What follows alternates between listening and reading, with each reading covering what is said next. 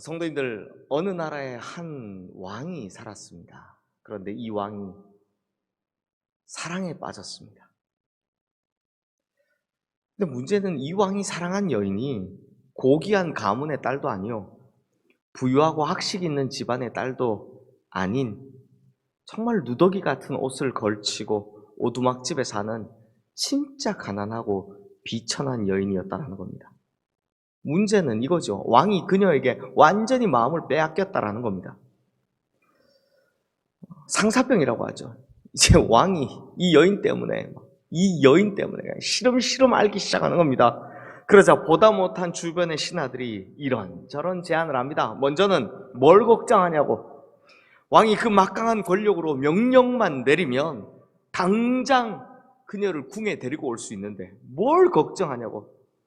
그 여인을 자기 사람으로 취하는 거 절대 어려운 일이 아니라고 이야기를 합니다. 일도 아니다. 왕인데. 하지만 왕은 자신의 권력으로 그 여인을 굴복시키는 것이 아니라 그 여인의 진정한 마음을 얻고 싶었습니다. 그러자 신하들이 또 다른 제안을 합니다. 그러면 그녀에게 귀족의 지위를 하사하고 아름답게 치장시킨 후에 왕비로 삼으면 어떻겠냐고. 하지만 왕이 원한 건 자신을 향한 그녀의 자발적이고 진실한 사랑이었기 때문에 그 안도 거절합니다. 마침내 왕이 결심을 합니다. 그래서 어떻게 하느냐? 왕이 가진 모든 지위와 특권을 다 내려놓고 그녀가 살고 있는 시골 마을로 들어가 평범한 농부로 살기로 작정한 겁니다. 사는 곳, 입는 옷, 먹는 음식, 하여튼 모두 다 그녀와 같은 상황 속에서 그녀를 직접 만나며 그녀의 사랑을 얻고자 한 거죠. 왜요? 어떻게 이 많은 것을 포기하고요? 이유는 단 하나입니다. 그녀를 사랑했기 때문입니다. 성도님들, 이 이야기는 덴마크의 기독교 철학자인 쉐안 키고르케고르가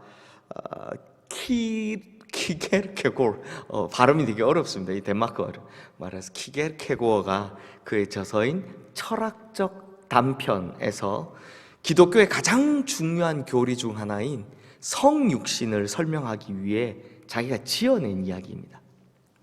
시골 처녀를 사랑한 왕이 그녀를 자기의 신부로 삼기 위해 택할 수 있었던 두 가지 방법이 있었죠. 하나는 그녀를 강제로 왕궁으로 끌어올리는 방법이었고, 다른 하나는 왕이 직접 그 시골 처녀의 삶 속으로 내려가는 방법이었습니다. 이 둘 중 진실한 사랑으로 그녀의 마음을 얻고자 선택한 왕의 길은 뭐였습니까? 끌어올리는 게 아니라 스스로 내려가는 거였습니다. 그렇게 해서 참된 사랑을 보여준 거죠. 이에 대해서 사도 바울은 빌립보서 2장에서 하나님과 동등하신 하나님의 아들 예수님께서 스스로를 비우시고 낮추시어 사람의 몸을 입고 이 땅에 내려와 죽기까지 우리를 사랑하셨다라고 설명하고 있습니다. 마찬가지로 오늘 본문의 결론에서요, 하나님의 아들인 예수님께서 사람이 되어 이 땅에 오신 이유를 이렇게 설명하고 있습니다. 우리 10절 말씀 함께 읽겠습니다. 인자가 온 것은 잃어버린 자를 찾아 구원하려 함이니라. 그러니 2000년 전 사람의 몸을 입고 오신 하나님, 예수님께서 이 땅에 오신 목적이 뭐라고요? 잃어버린 죄인을 찾아 구원하고자 합니다 라는 겁니다. 그리고 그 샘플 케이스로 소개된 사람이 누구냐? 바로 그 유명한 삭개오, 오늘 본문의 삭개오인 겁니다. 잘 아시겠지만 오늘 본문 2절에서는 삭개오를 이렇게 소개합니다. 세리장이요, 부자라고요. 이것 역시도 잘 아시겠지만 예수님 당시 유대인들은 세리를 무척이나 혐오했습니다. 세리, 세금 걷는 자죠. 자신들의 지배국인 로마에 많은 세금을 걷어보내기 위해서 동족인 유대인들을 심하게 착취하고 있었기 때문입니다. 거기다가 자기가 잘 살려면 말도 안 되는 세금을 부과해서 로마에 올려보내는 것 이후에 남는 것은 다 자기가 착취하기 때문이죠. 얼마나 싫었겠습니까? 그런데 삭개오는 그런 세리들 중에도 뭐다? 세리장이더라 라는 겁니다. 철학자 니체가 그런 말을 했죠. 사람은 위기에 빠질수록 뭘 찾는다? 권력을 찾는다. 아마 삭개오가 그랬을 겁니다. 더 혐오를 받으면 받을수록 더 큰 권력을 가지기 위해 올라갔더니 세리장이 된 거죠. 그런데 성도님들, 성경이 우리에게 친절히 알려주고 있는 삭개오에 대한 정보는요, 오히려 삭개오가 가진 딜레마를 하나 잘 보여주고 있습니다. 그게 뭐냐? 삭개오의 이름입니다. 그 뜻이 청결하다 이거든요. 그러니까 자기가 하는 건 정말 혐오스러운 이 세리장인데 자기 이름의 뜻은 청결하다라는 겁니다. 그러니 자기 이름과 전혀 다른 삶을 사는 삭개오, 개인적으로 얼마나 큰 괴로움에 살았겠습니까? 그래서 우리는 삭개오의 이야기에 대해 이렇게들 알고 있습니다. 삭개오는 자신의 사회적 지위나 그가 소유한 부와 상관없이 늘 내면의 갈등을 하고 있던 죄인이었다고. 그런데 마침 누가 지나갑니까? 예수라는 분이 지나간다고 하니 예수님을 만나고자 노력을 했는데 자기가 키가 작으니까 어디에 올라갔다? 뽕나무에 올라갔다. 지금은 이제 돌무화과 나무로 이제 번역이 바뀌었지만 옛날 성경 뽕나무에 올라갔다. 그래서 대부분은 뭐라고 이야기를 했냐? 삭개오가 예수님을 너무너무 만나고 싶어 했다. 예수님 만나려고 막 뽕나무에 올라가는 그런 노력을 했다라고 이야기를 했습니다. 그런데요, 사실은 정반대라는 겁니다. 처음 말씀드린 대로 아주 근본적으로 이야기하면 하나님이신 예수님께서 사람의 몸을 입고 이 땅에 오셔서 삭개오를 찾아오신 거다라는 겁니다. 삭개오가 예수님을 만나려고 한 게 아니라 예수님이 삭개오를 찾아오신 거다라는 겁니다. 성도님들, 삭개오의 이야기가 쓰여진 목적이 뭐라고요? 다시 한번 10절 말씀 보시면 인자가 온 것은 잃어버린 자를 찾아 구원하려 함이니라입니다. 그렇습니다. 삭개오는요, 잃어버린 죄인이고 예수님께서는 그 잃어버린 죄인을 찾아 지금 오신 겁니다. 그래서 제일 처음 시작인 오늘 본문 1절 말씀에서 이렇게 시작하시죠. 예수께서 여리고로 들어가 지나가시더라. 이 굉장히 안 맞는 어법입니다. 글 좀 쓰시는 분은 아시겠지만 이 말이 되게 이상합니다. 들어가셨더라 아니면 지나가면 지나가셨더라 인데 두 말이 동시에 쓰여 있습니다. 들어가 지나가시더라. 이게 무슨 말입니까?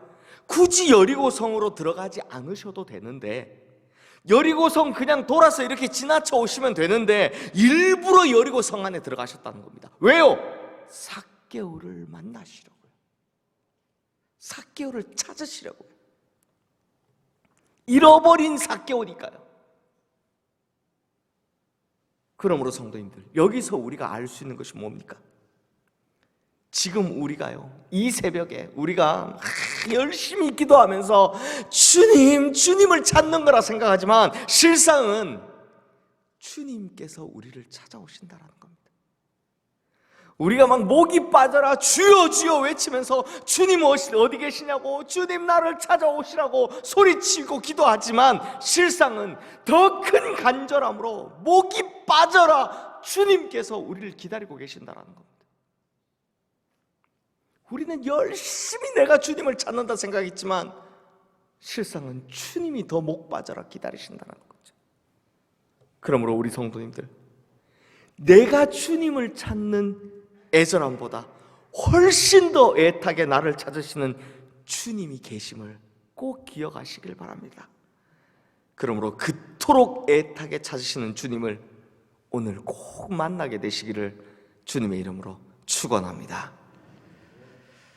그러면 성도님들, 이번에는 주님을 만난 후에 무슨 일이 일어나는지 한번 살펴보겠습니다. 자, 성도님들, 제가 질문 하나 할까요? 세상에서 제일 힘든 일이 뭘까요? 제일 어려운 일. 저는요, 뭐 여러 가지가 있겠지만 그 중에 하나가 사람이 바뀌는 것, 사람의 변화라고 생각합니다. 흔히들 사람 고쳐 쓰는 거 아니다 이런 말들 하잖아요. 왜요? 사람이 안 바뀌니까요. 사람이 변하는 것이 얼마나 어려운지 오죽하면요, 예레미야 선지자가 이런 말을 했습니다.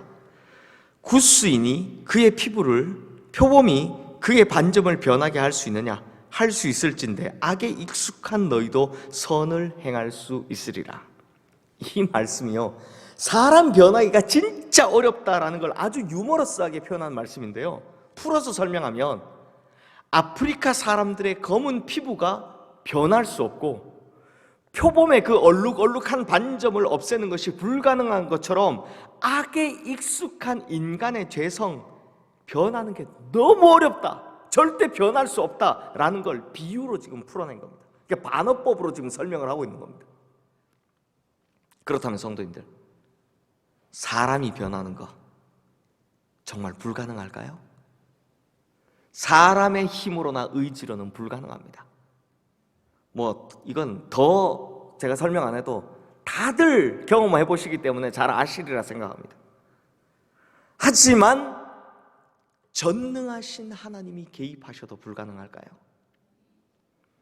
마태복음 19장 26절 말씀이 그 답을 이렇게 알려줍니다. 사람으로는 할 수 없으나 하나님으로서는 다 하실 수 있느니라. 이것이 정답입니다. 우리 성도님들 조금 연세 있으신 분들은 워터게이트 사건을 아시죠? 워터게이트 들어보셨죠? 워터게이트 사건이 터졌을 때 모든 언론들, 모든 사람들이 주목했던 한 사람이 있습니다. 그 사람이 누구냐? 닉슨 대통령의 오른팔이었던 찰스 콜슨이었습니다. 찰스 콜슨의 별명이요, 도끼 혹은 면도날이었습니다. 그만큼 목적 달성을 위해서라면 수단과 방법을 가리지 않는 사람이었습니다. 실제로 닉슨 대통령을 위해서라면 내 할머니의 등을 밟고 지나갈 것이다 라고 말한 사람이 바로 이 찰스 콜슨이었습니다. 내가 닉슨 대통령의 성공을 위해서라면 내 할머니 등을 밟고라도 지나가겠다라는 겁니다. 그러니 모든 사람, 모든 언론들이 딴 사람은 몰라도 저 사람만큼은 절대 안 변할 거야 라고 생각을 했습니다. 실제로 재판을 받고 감옥을 갈 때까지 입 한번 열지 않고 입 꼭 다물고요, 자기 잘못은 하나도 인정하지 않는 모습을 보입니다.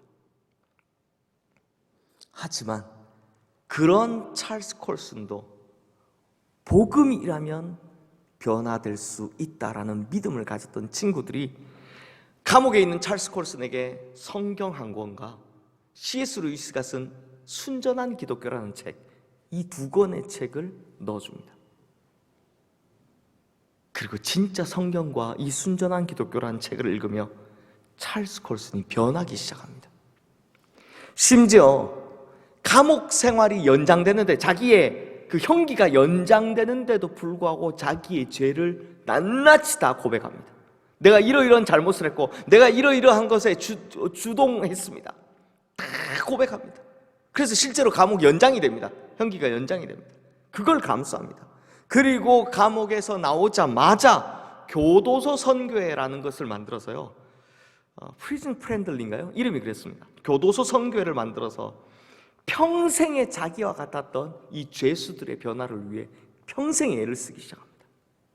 결국 사람의 변화는 주님으로만 가능하다는 걸 제대로 보여준 경우이죠. 성도님들, 삭개오의 이야기 역시 그 후반부에는 이런 변화를 확실하게 보여줍니다. 이제 예수님을 만난 삭개오가 자신의 변화를 고백하는 장면을 한번 보십시오. 우리 8절 말씀, 너무 잘 아시는 말씀이지만 우리 함께 읽겠습니다. 삭개오가 서서 주께 여짜오되 주여 보시옵소서, 내 소유의 절반을 가난한 자들에게 주겠사오니 만일 누구의 것을 속여 빼앗은 일이 있으면 내 갑절이나 갚겠나이다. 성도님들, 우리가 그냥 삭개오의 결단이라고 상식적으로 알고 있던 이건요, 사실은 엄청나게 대단한 의미를 가진 겁니다.